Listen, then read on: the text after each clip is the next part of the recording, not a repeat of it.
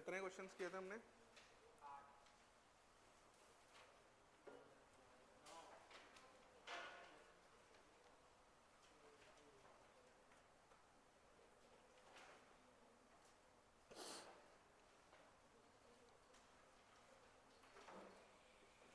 चलो।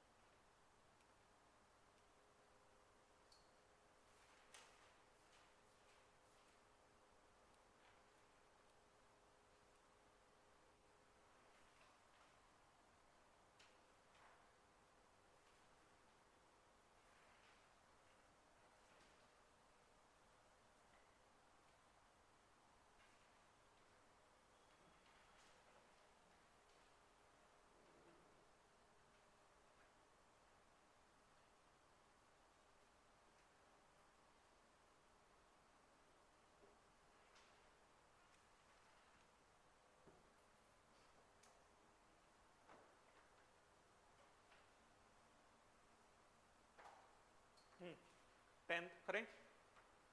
देखो इधर रेडिकल है, रेडिकल का मतलब क्या होता है, इलेक्ट्रॉन डेफिशिएंट, मतलब इलेक्ट्रॉन लेना चाहता है।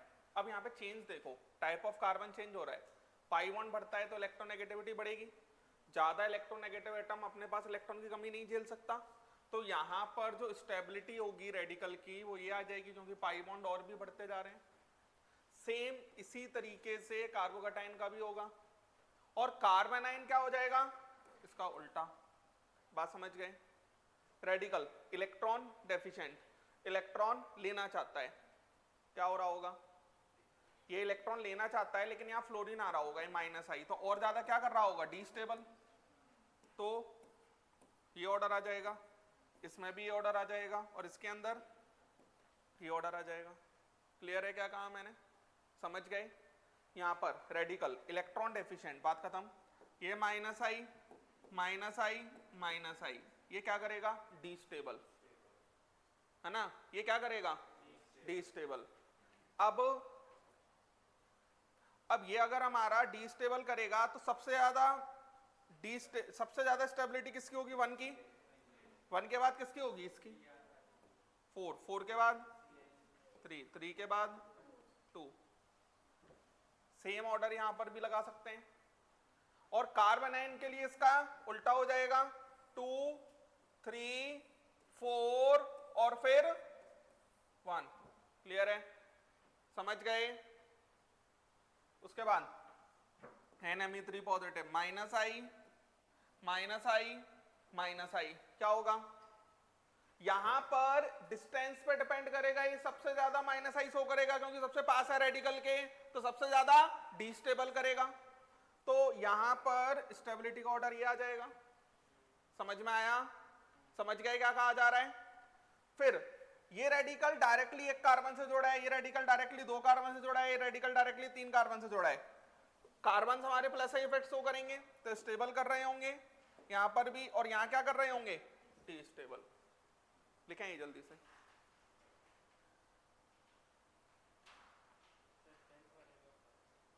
टेंथ वाले का क्या बताऊं, उससे पहले भी एक क्वेश्चन ऐसा ही कराया था मैंने। पाई बॉन्ड बढ़ता जाता है तो इलेक्ट्रोनेगेटिविटी बढ़ेगी, इलेक्ट्रोनेगेटिविटी बढ़ेगी तो अपने पास इलेक्ट्रॉन की कमी नहीं झेल पाएगा।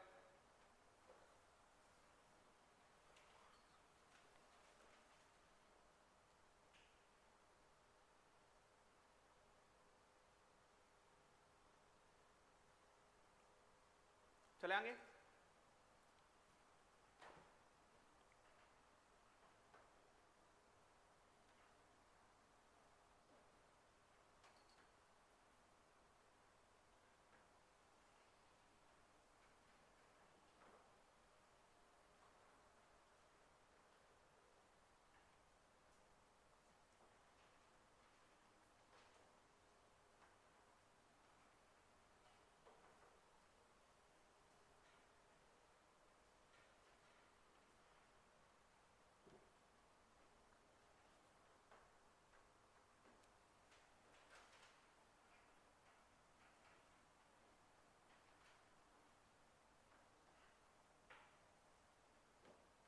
चलें।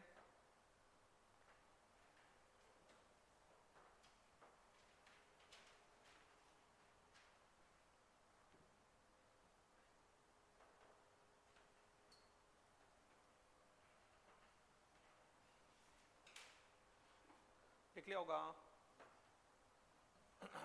देखो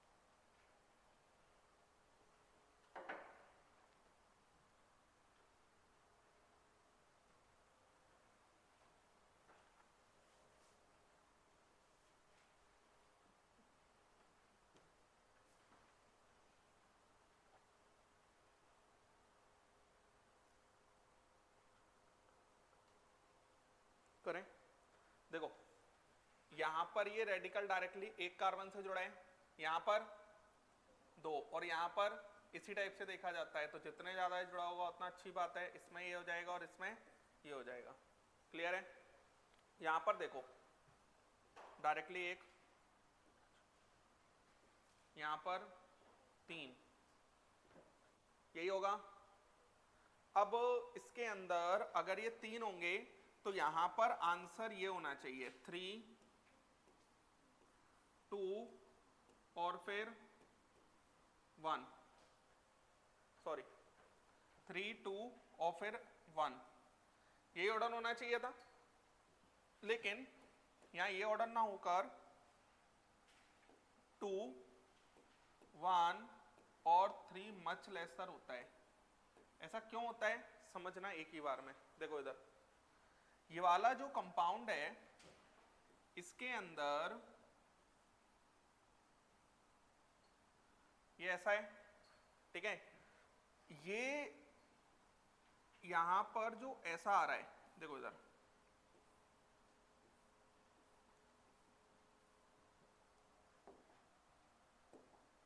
जैसे इसके अंदर जो ये आ रहा है, ये वाला पार्ट ऐसा होता है, ये ऊपर आया, ये कार्बन, ये नीचे जुड़ गया, समझ में आया। बाकी सफेद वाला पार्ट बोर्ड पे होता है, और इसके अंदर जो ये दोनों कार्बन्स हैं, इन दोनों कार्बन्स को ब्रेज हेड कार्बन्स कहा जाता है। इन दोनों कार्बन्स को क्या कहा जाएगा? ब्रेज हेड कार्बन, ब्रेज हेड कार्बन। अब यहां पर ये ब्रेज हेड कार्बन कहा जाता है, तो ये कार्बन आपको कहां दिखेगा? इधर कहीं दिख रहा होगा, ये रेड वाला, ये वाला कार्बन। बात समझ में आया? अब इसके अंदर इस कार्बन को, अच्छा इन कंपाउंड्स को क्या कहा जाता है? Bicyclo compound. इन कंपाउंड्स का नाम होता है, क्या नाम होता है? बाईसाइक्लो कंपाउंड, है ना, जिसके अंदर एक इस साइड, एक इस साइड, तीसरा इस साइड। ये बात समझ में आया? समझ गए क्या कहा मैंने? इस तरीके से कुछ चल रहा होगा। अब यहां पर ये वाला जो कार्बन है, अगर इस कार्बन का हाइब्रिडाइजेशन sp3 है तो इसको एंगल कितना चाहिए? 109 डिग्री। तो बाकी के एंगल तो ठीक है, लगभग 6 मेंबर रिंग में मिल जाते हैं, लेकिन ये वाला जो एंगल है, ये वाला एंगल है जो ऊपर की साइड जा रहा है, जो ऊपर की साइड जा रहा है, मैक्सिमम एंगल अगर बहुत अच्छे से भी स्ट्रेच कर ले तो 80-90 डिग्री मिल सकता है, इससे ज्यादा तो मिल ही नहीं पाएगा। कौन सा वाला एंगल? जो ऊपर की साइड जाके इस कार्बन से जुड़ा है, चौथा बॉन्ड तो यही बना रहा है ना, तो चौथा बॉन्ड अगर ये बना रहा होगा तो इस जगह पर मान लेते हैं, चलो 90 मिल गया, 90 मिल गया तो 19 डिग्री का डिफरेंस आया। इस 19 डिग्री के डिफरेंस को एंगल स्ट्रेन कहा जाता है। एंगल स्ट्रेन का मतलब जितना एंगल चाहिए मुझे और कितना एंगल आ रहा है, जो डिफरेंस होता है उसे एंगल स्ट्रेन कहा जाता है। ये बात समझ में आया? तो इस कार्बन पर जैसे तैसे ये 19 डिग्री का एंगल स्ट्रेन झेल रहा था, जैसे इस पर मैंने रेडिकल रख दिया, इस कार्बन पे, इस कार्बन पे और इस कार्बन पे अगर मैंने रेडिकल रख दिया, इस कार्बन पे और इस कार्बन पे रेडिकल रख दिया, कार्बोकेटायन रख दिया, तो इसका हाइब्रिडाइजेशन क्या हो जाएगा? sp2। और अगर इसका हाइब्रिडाइजेशन sp2 हो गया तो ये 120 डिग्री चाहिए, और अभी भी एंगल तो मुझे कितना मिलेगा? 90 ही मिलेगा, तो 30 डिग्री हो गया। 30 डिग्री हो गया तो एंगल स्ट्रेन और बढ़ गया, ये झेल ही नहीं पाएगा। ये बात समझ में आ रही है? तो इन दोनों कार्बन्स पर, कौन से कार्बन्स पर? ब्रेज हेड कार्बन्स पर। इन दोनों कार्बन्स पर ऐसी कोई स्पीसीज नहीं रखी जा सकती जिससे इसका हाइब्रिडाइजेशन sp3 के अलावा sp2 या sp हो जाए। d वगैरह तो हो ही नहीं सकता कार्बन में। समझ गए क्या कहा मैंने? तो यहां पर इन दोनों कार्बन्स पर, कौन से कार्बन्स पर? ब्रेज हेड का, सिर्फ इन दोनों पे, इस पे आ सकता है। समझ में आया? इस पे आ सकता है जब तक इसके अंदर कोई एक इंडिपेंडेंट रिंग, या तो एक रिंग ये वाली, कोई भी एक रिंग अगर 8 मेंबर रिंग नहीं हो जाती, तब तक इन दोनों कार्बन्स पर ऐसी कोई स्पीसीज नहीं आ सकती जिससे इनका हाइब्रिडाइजेशन sp2 या sp हो जाए। तो इसी के कारण ये वाले कार्बन की स्टेबिलिटी बहुत कम हो गई। ये बात समझ में आया? इस कार्बन की स्टेबिलिटी बहुत कम हो जाती है। और ये पूरी ऑर्गेनिक केमिस्ट्री में ये कंसेप्ट बहुत काम आएगा। आया बात समझ? सेम इसके अंदर भी यही हो जाएगा, 2 1 और फिर मच लेसर देन 3, है ना। अच्छा नेगेटिव में कोई पंगा नहीं है, क्यों? वो तो पहले से ही हमारा sp3 रहता है पहले, वैसे पहले ही तो, और वैसे भी ये तो डिस्टेबल ही कर रहा होगा, ये तो डिस्टेबल ही कर रहा होगा, तो ये आंसर तो ऑटोमेटिक ही आना है इसमें तो। आया बात समझ? लिखेंगे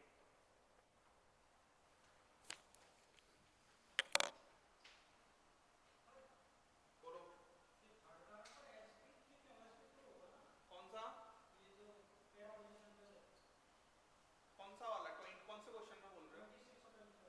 sp2 होगा ना। हाँ तो वही तो मैं बोल रहा हूँ, sp2 नहीं हो सकता, sp3 तो फिर भी रह सकता है। sp2 में तो एंगल स्ट्रेन और बढ़ गया ना, 30 डिग्री, जितना ज्यादा एंगल स्ट्रेन उतनी स्टेबिलिटी कम। यही तो बोलना चाह रहा हूँ मैं कि जितना ज्यादा एंगल स्ट्रेन होगा स्टेबिलिटी उतनी कम हो जाएगी। तो sp3 तो जैसे तैसे झेल रहा था, sp2 बिल्कुल नहीं झेल पाएगा। हाँ नहीं झेल पाएगा ना, बिल्कुल सही बात है। हाँ सबसे कम, तभी तो सबसे कम है।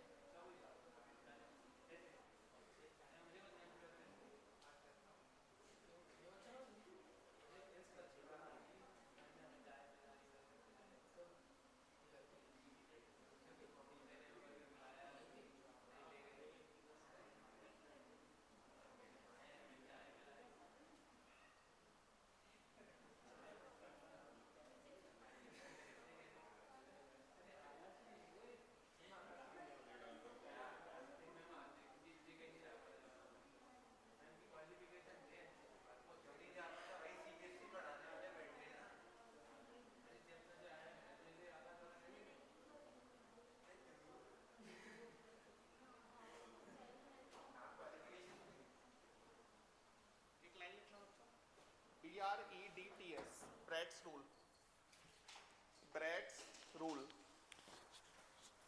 ये जो हमने पढ़ा है इसको लिख लेते हैं, BREDTS, brats rule,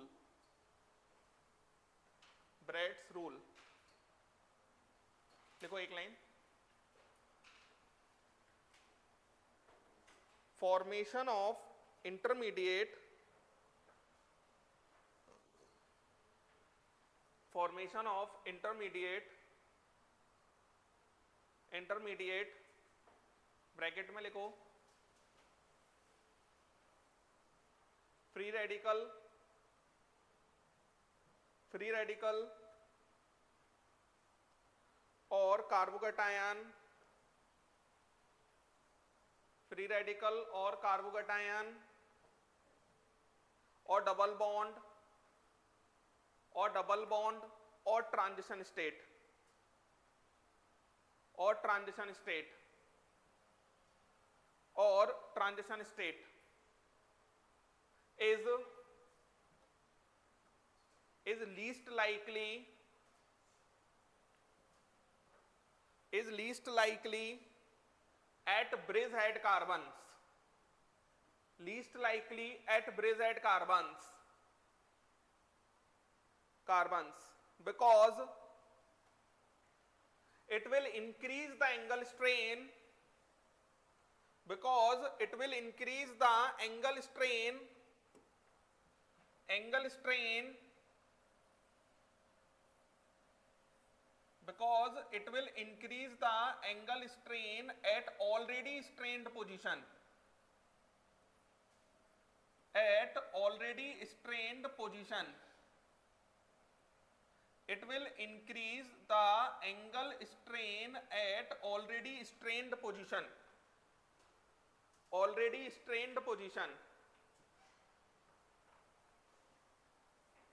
it will increase the angle strain at already strained position। Question लेके आए,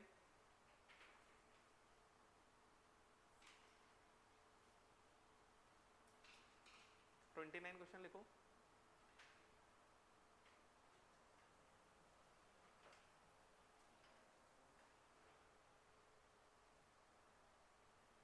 इसमें ज्यादा स्टेबल कौन होना चाहिए? क्यों, ये भी तो ब्रिज हेड कार्बन होगा। ये, अरे सुन लो, ये और ये बाइसाइक्लो कंपाउंड्स वो होते हैं जिनके अंदर 2 और more than 2 carbons are common between 2 और मोर रिंग्स। बात समझ में आ रही है? तो यहां पर ये 2 कार्बन्स हमारे ये दोनों रिंग्स में कॉमन है, तो ये भी बाइसाइक्लो कंपाउंड है। बात समझ में आ रही है? लेकिन इसके अंदर ये वाला रूल नहीं लगेगा। इसके अंदर ये वाला रूल क्यों नहीं लगेगा? क्योंकि इसमें ये वाला कार्बन नहीं आ रहा। इस कार्बन के कारण ही तो एंगल स्ट्रेन आ रहा था। इसके अंदर जो ये दोनों कार्बन से इनके बीच में कोई एक आध कार्बन और नहीं आ रहा। ये बात समझ में आया? तो ब्रिज वाला कार्बन आए तब ब्रेड्स रूल लगेगा, इसमें ब्रेड्स रूल लगने वाली कोई बात है नहीं। तो इसके अंदर स्टेबिलिटी यही हो जाएगी। ये लिखो, उसके बाद एक लाइन लिखो,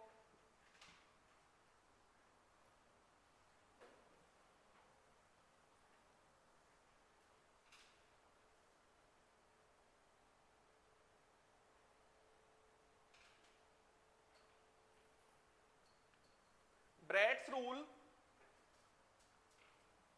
Brat's rule is not applicable, Brat's rule is not applicable, is not applicable for, not applicable for zero carbon containing bridge, not applicable for zero carbon containing bridge, applicable for zero carbon containing bridge। समझ पा रहे हैं? Not applicable for zero carbon containing bridge। अब देखो जरा, समझ गए सारी कहानी? नेक्स्ट लिखो बच्चों, comparison of acidic strength, comparison of acidic strength,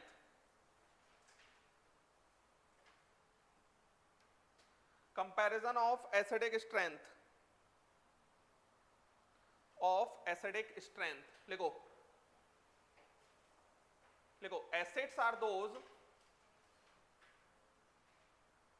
acids are those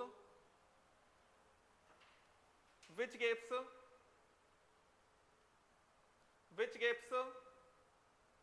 H positive ions in solution, यही होते हैं एसिड्स। जैसे मान लो कि बच्चों HX है और ये HX कोई एसिड है,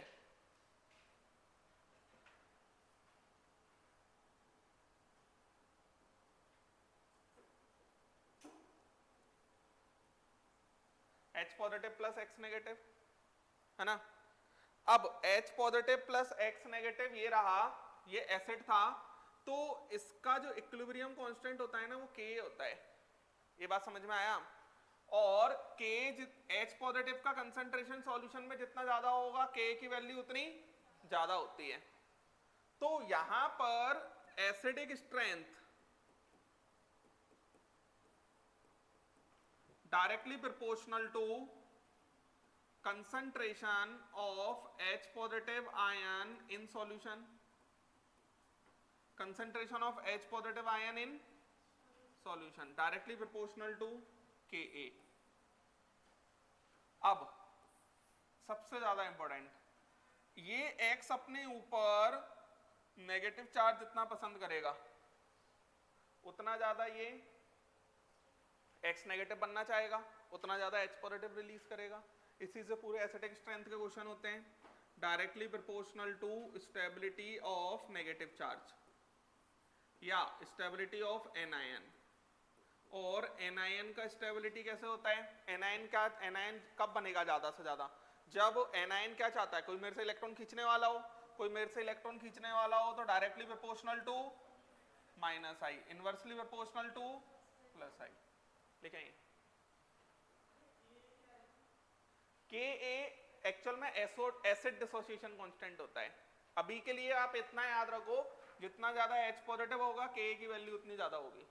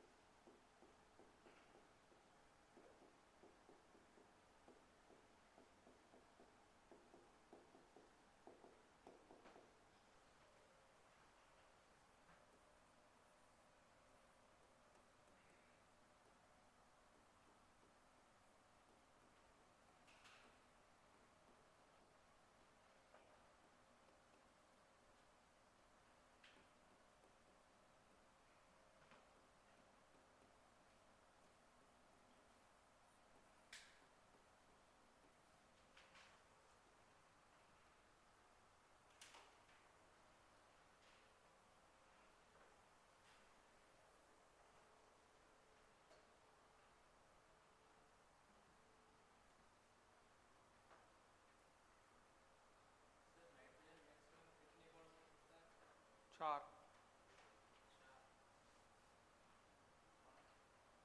5 बॉन्ड कहाँ दिख रहे हैं?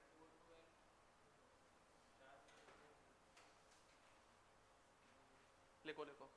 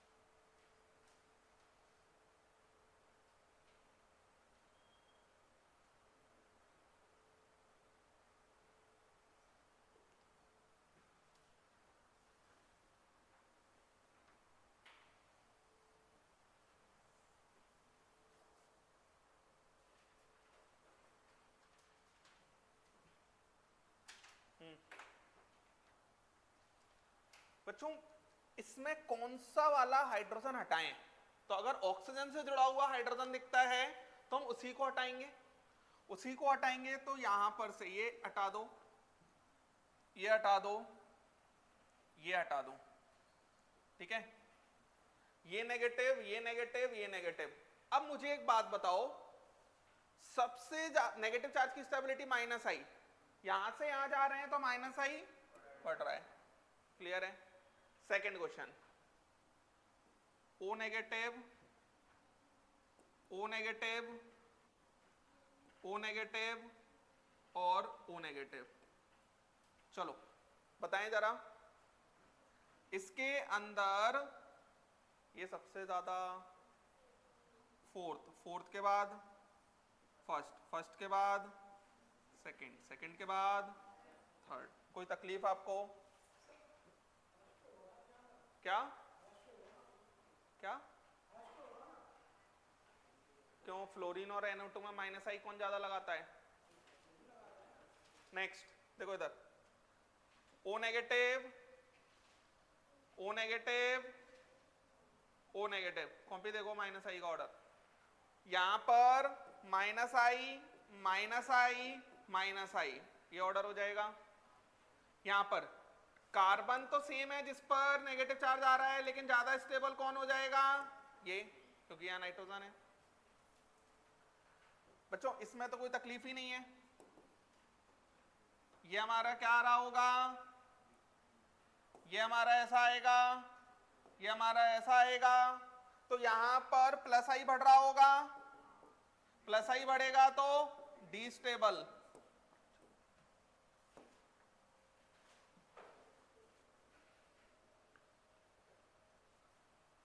आ रहा है समझ? बच्चों अभी तक हमने जितने भी क्वेश्चंस किए, उन क्वेश्चंस के अंदर एक बात कॉमन है, नेगेटिव चार्ज जिस एटम पे आ रहा है वो सेम था। अब जैसे क्वेश्चन नंबर 6 है, तो 6 के अंदर ये CH3 नेगेटिव हो गया, ये NH2 नेगेटिव हो गया, ये OH नेगेटिव हो गया और ये F नेगेटिव हो गया। टाइप ऑफ एटम जिस पर नेगेटिव चार्ज आ रहा है वो अलग है। क्वेश्चन उसी से होगा जैसे पहले स्टेबिलिटी कर रहे थे। अब अगर सेम पीरियड के एटम्स पर नेगेटिव चार्ज आता है, क्वेश्चन किससे किया जाएगा? इलेक्ट्रोनेगेटिविटी से। जितना ज्यादा इलेक्ट्रोनेगेटिव नेगेटिव चार्ज उतना ज्यादा पसंद करेगा, तो स्टेबिलिटी उतनी ज्यादा। तो acidic strength directly proportional to stability of anion, directly proportional to electronegativity, electronegativity। आ रहा है समझ? ये हमारा विद इन सेम पीरियड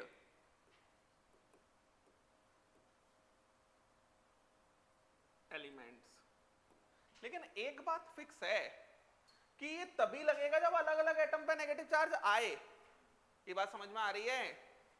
जैसे क्वेश्चन नंबर ये है, इसके अंदर क्या होगा, F negative, Cl negative, Br negative और I नेगेटिव। इसमें अलग अलग एटम पे नेगेटिव चार्ज आ रहा है, फिर से हम प्लस आई माइनस आई से नहीं कर सकते। अरे मेरी बात समझ में आ रही है?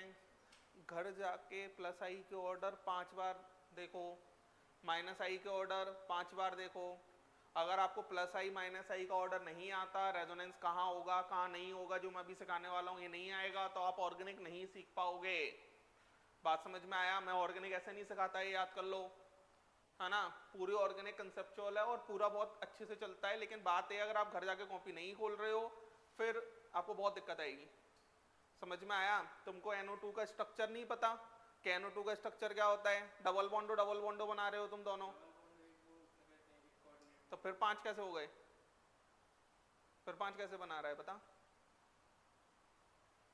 देखो इधर, पूछने से पहले 5 बार ये सोचो क्या मैं सही पूछ रहा हूं क्या नहीं, बस मन में आया कि 5 हैं तो बस सर से बोल दो। देखो इधर, F negative, Cl negative, Br negative, I negative, क्या लिखूंगा बच्चों? Acidic strength. अच्छा, जितना ज्यादा बड़ा एटम नेगेटिव चार्ज को उतना अच्छे से फैला लेगा, तो स्टेबिलिटी उतनी ज्यादा हो जाएगी। आप कहोगे सर पीरियड में ऐसा फैक्टर क्यों नहीं लगा रहे? पीरियड में सबसे बड़ा फैक्टर इलेक्ट्रोनेगेटिविटी है। हम सबसे बड़े फैक्टर से बात करते हैं हमेशा, जो सबसे ज्यादा वेरी कर रहा होता है।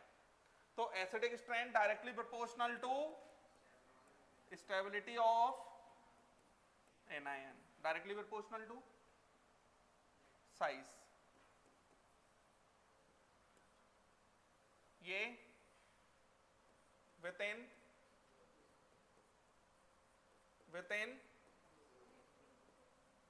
Same group elements.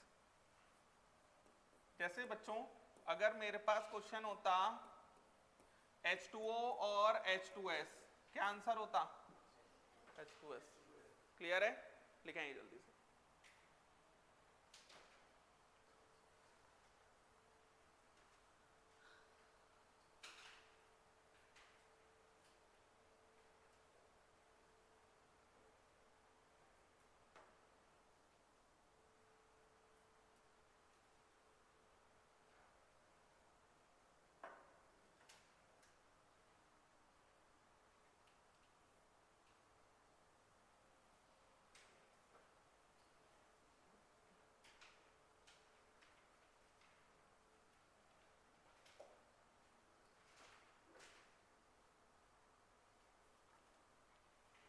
सारे पॉइंट्स बहुत प्रॉपर लिख लिया करो।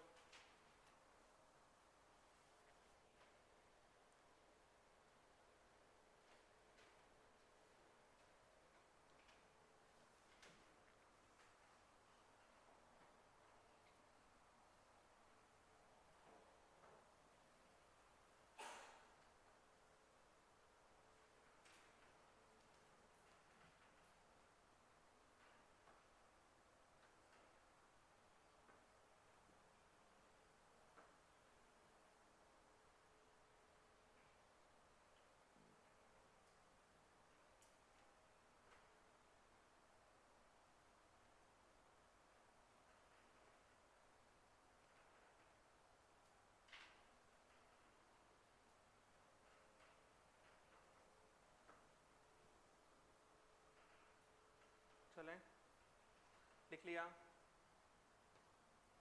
बोलो, कोई तकलीफ? तो बच्चों इतनी बात हुई इंडक्टिव इफेक्ट की। अब अपन चलते हैं रेजोनेंस। देखो इधर,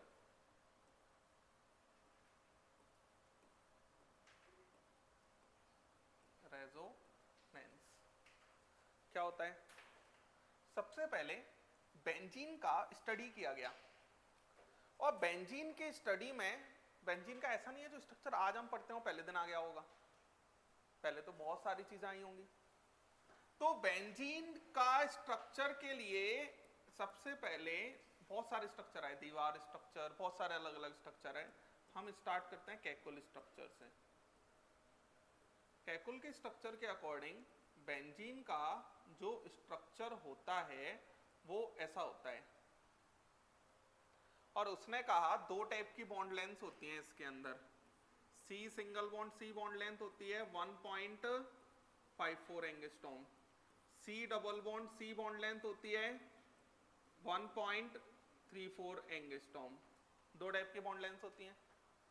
लेकिन जब बेंजीन को एक्सपेरिमेंटली देखा गया, सारी की सारी बॉन्ड लेंथ सेम आ रही थी। ये बात समझ में आ रही है? बट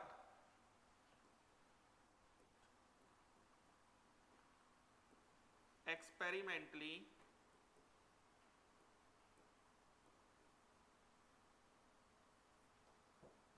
all CC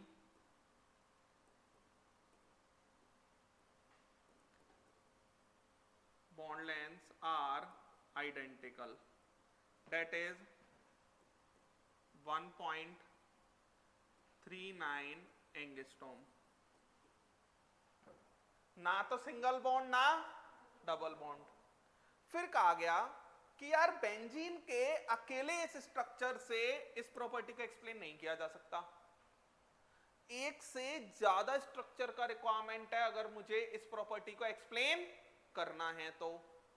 अब फिर कहा गया कि बेंजीन जो है ऐसा है,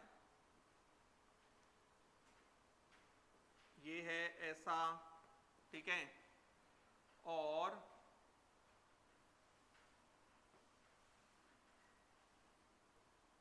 बेंजीन दो स्ट्रक्चर में एग्जिस्ट करता है, एक ये और एक ये। अगर ये दोनों स्ट्रक्चर हाइपोथेटिकल होते हैं। दोनों स्ट्रक्चर कैसे होते हैं? हाइपोथेटिकल, मतलब ऐसा हुआ होगा। लेकिन हाइपोथेटिकली सोचा जाए तो अगर बेंजीन को 10 मिनट तक देखा जाएगा तो 5 मिनट ये स्ट्रक्चर, 5 मिनट ये स्ट्रक्चर, 5 मिनट यहां सिंगल यहां डबल, यहां डबल यहां सिंगल, सारे बॉन्ड्स कैसे हो गए? सेम हो गए। हमें कौन सा स्ट्रक्चर दिखता है? इन स्ट्रक्चर्स को रेजोनेटिंग स्ट्रक्चर कहा जाता है। क्या कहा जाता है? रेजोनेटिंग स्ट्रक्चर्स या कैनोनिकल स्ट्रक्चर्स। और ये हाइपोथेटिकल होते हैं। ये कैसे होते हैं? हाइपोथेटिकल।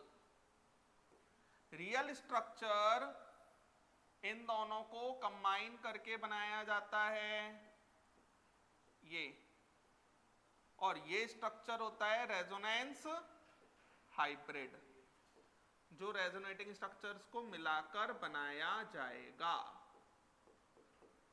तो सीधी सीधी सी एक बात समझ में आती है मेरे को यहां, क्या? सारे अगर किसी भी कंपाउंड का एक ही स्ट्रक्चर उसकी सारी प्रॉपर्टीज को एक्सप्लेन नहीं कर सकता तो हम कहेंगे वो कंपाउंड क्या शो कर रहा होगा? रेजोनेंस शो कर रहा होगा। ये बात समझ में आ रही है? समझ में आया? देखो ये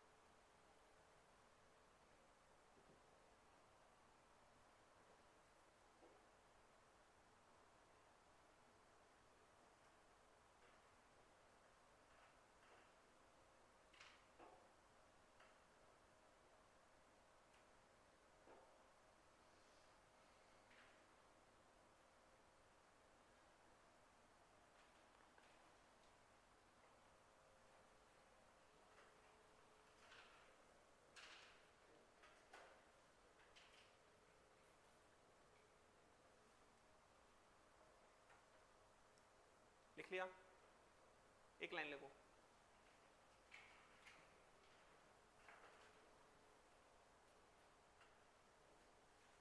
If a single structure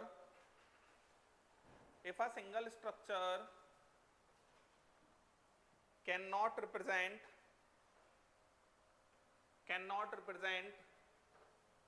all the properties of a molecule,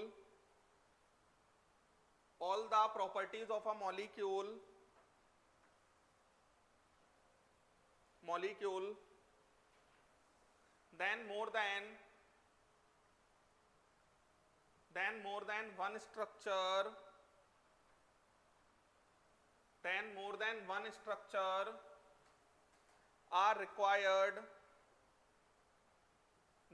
than one structure are required to explain the properties of molecule.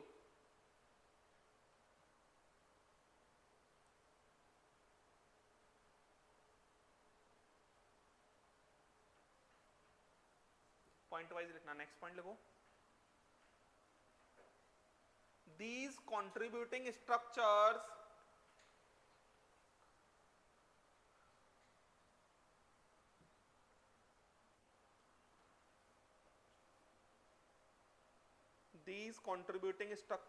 are known as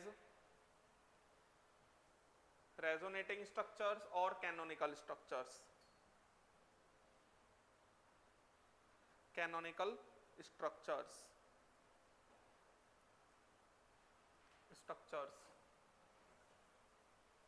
next लिखो, next point, resonating structures are hypothetical. The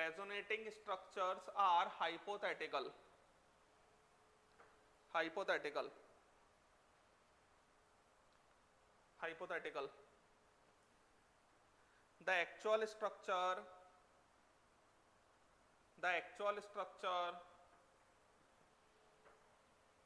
is a combination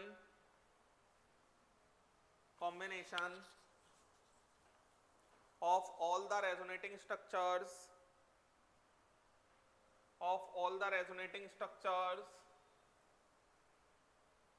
known as resonance hybrid.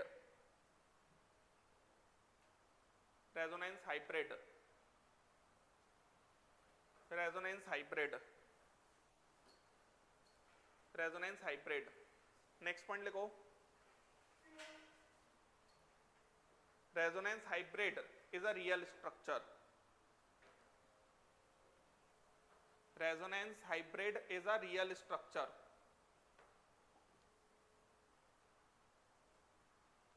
समझ पा रहे हैं?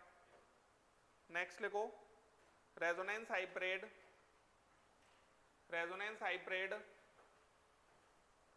is the most stable structure of molecules.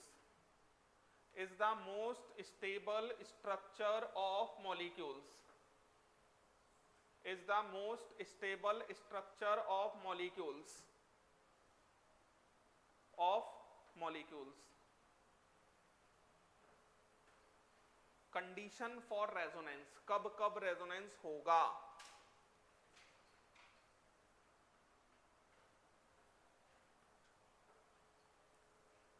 Condition for resonance, first point लिखो, system must be planar,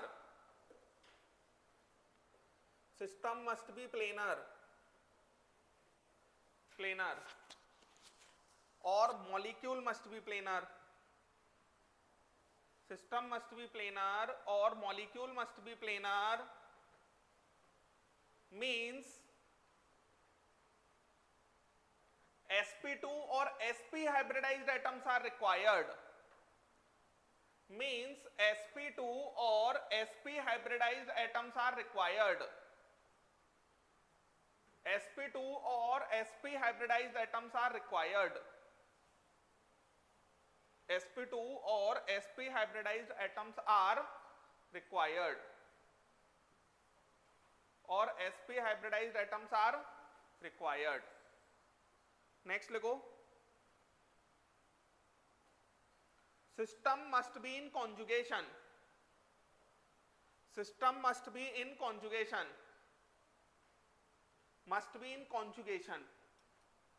must be in conjugation. Conjugation का मतलब समझते हैं, planar तो ठीक है, sp2 और sp प्लेनर होते हैं।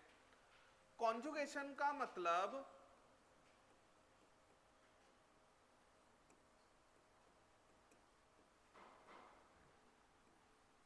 पैरेलल px py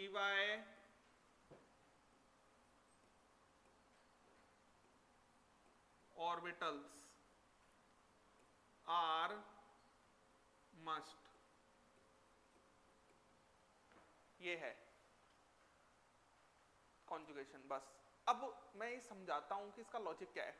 जैसे टोटल 7 टाइप के कॉन्जुगेशन पढ़ने हैं हमको आज और कल में, टोटल कितने 7 टाइप के कॉन्जुगेशन।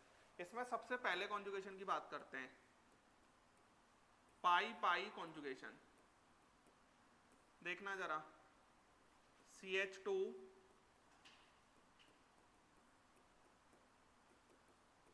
बच्चों inductive effect sigma bond effect था, रेजोनेंस पूरा पाई बॉन्ड है।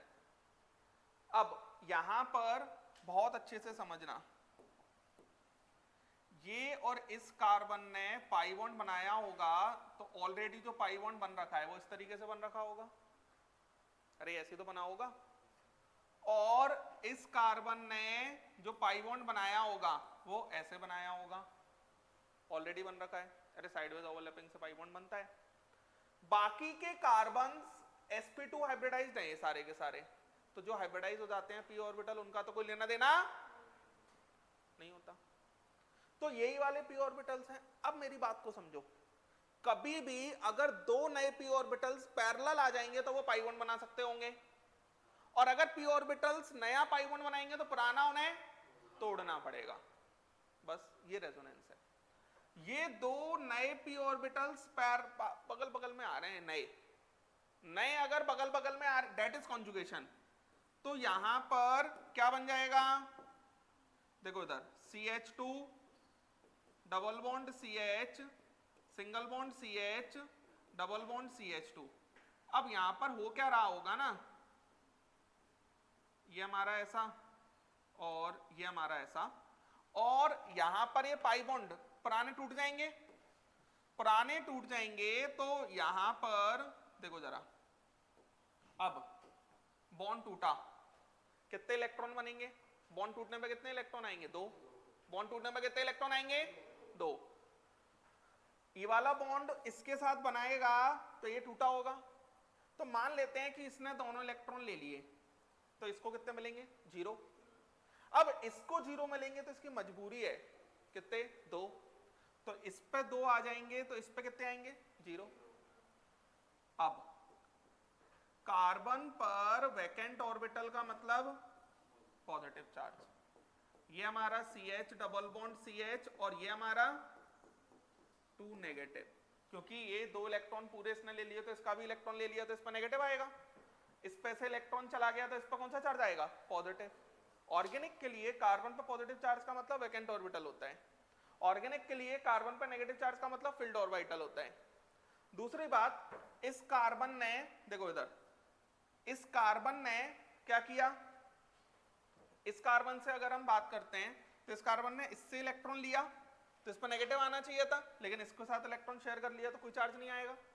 ऐसा इधर इलेक्ट्रॉन दे दी, इसने इधर इलेक्ट्रॉन दिया तो इस पर पॉजिटिव चार्ज आना चाहिए था, लेकिन यहां से इलेक्ट्रॉन मिल गया तो इस पर कोई चार्ज नहीं आएगा। बात समझ में आया।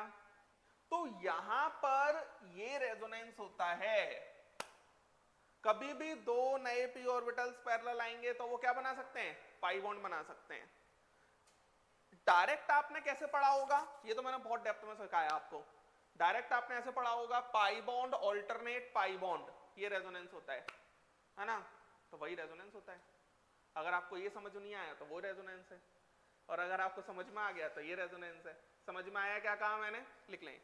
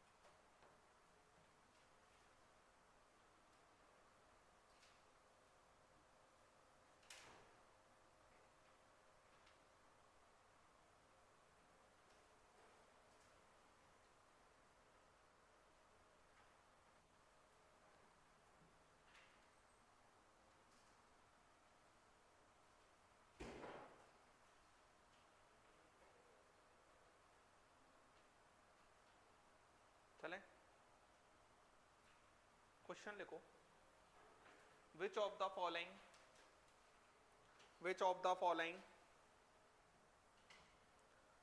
the following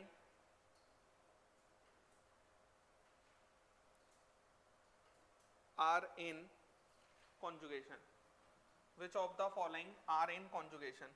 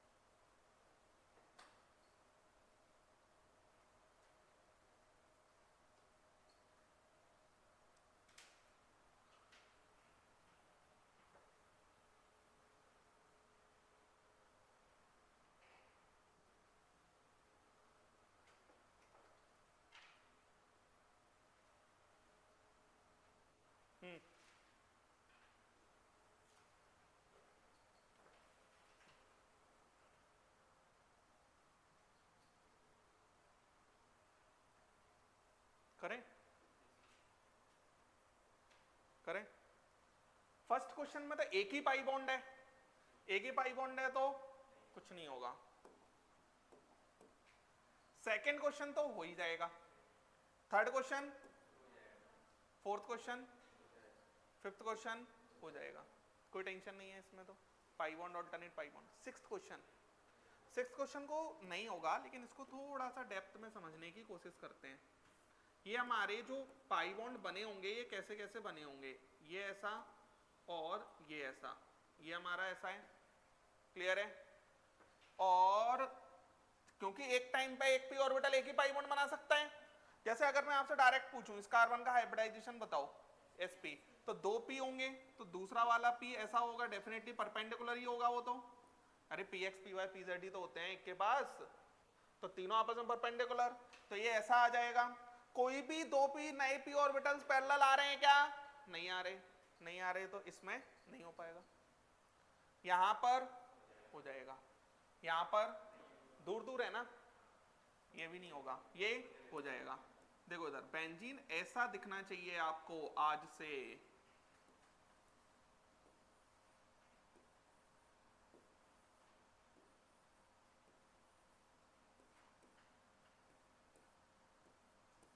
ऐसा कई जगह आपने देखा भी होगा, बेंजीन ऐसा बना हुआ रहता है ना। अब इन दोनों, ये दोनों और ये दोनों क्लियर है। अरे पाई बॉन्ड नए बनाएंगे पुराने टूट जाएंगे, नए बनाएंगे पुराने टूट जाएंगे, तभी तो ऐसा चल रहा होगा। इसके अंदर हो जाएगा, यहां में दिखता है ना पाई बॉन्ड, बगल में पाई बॉन्ड। अब ये थोड़ा सा स्पेशल केस है, इसके अंदर ये जो स्ट्रक्चर है ये ऐसे एग्जिस्ट ना करते हुए ऐसे एग्जिस्ट करता है,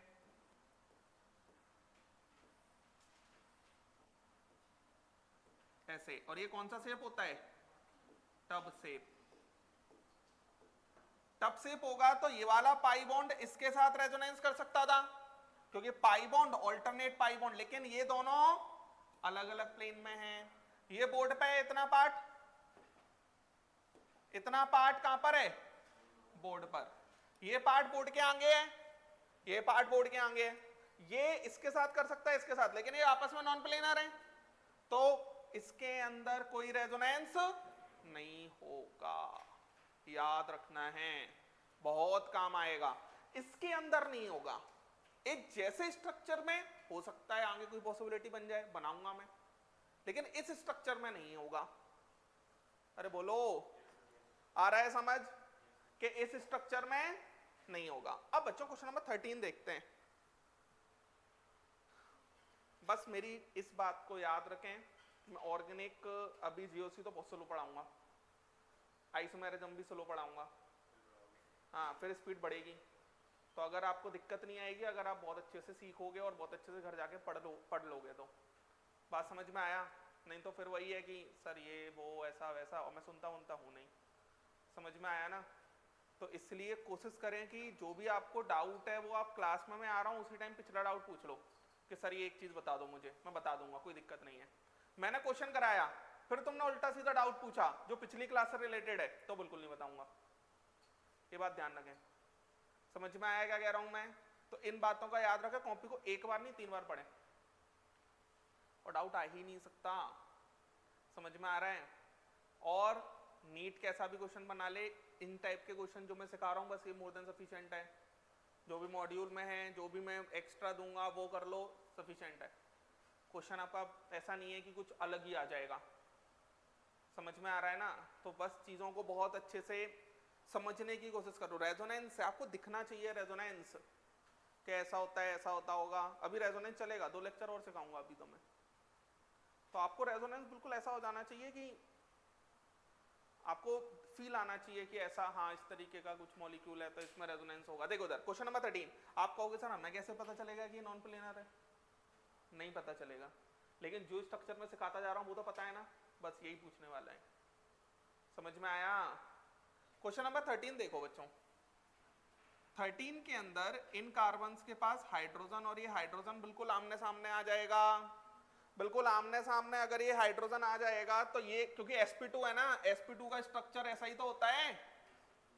तो ये दोनों हाइड्रोजन आमने सामने आ गया तो इनका इलेक्ट्रॉन क्लाउड भी आमने सामने आ गया, रिपल्शन हो रहा होगा। तो ये क्या करेगा, ये नीचे चला जाएगा, ये ऊपर चला जाएगा, लेकिन अकेला हाइड्रोजन नहीं जाएगा। ओवरऑल स्ट्रक्चर कैसा हो जाएगा? नॉन प्लेनर, और नहीं हो पाएगा। समझ पा रहे हैं?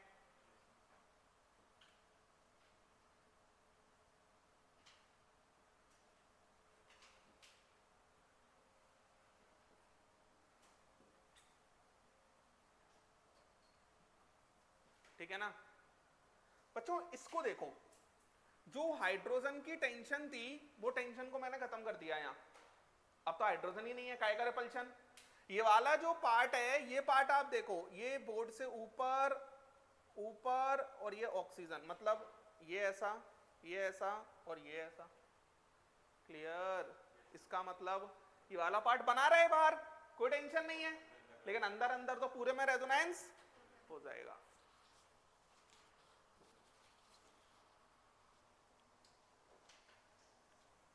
ठीक है, इतना रखते हैं, तुम बहुत टेंशन में दे रहे हो।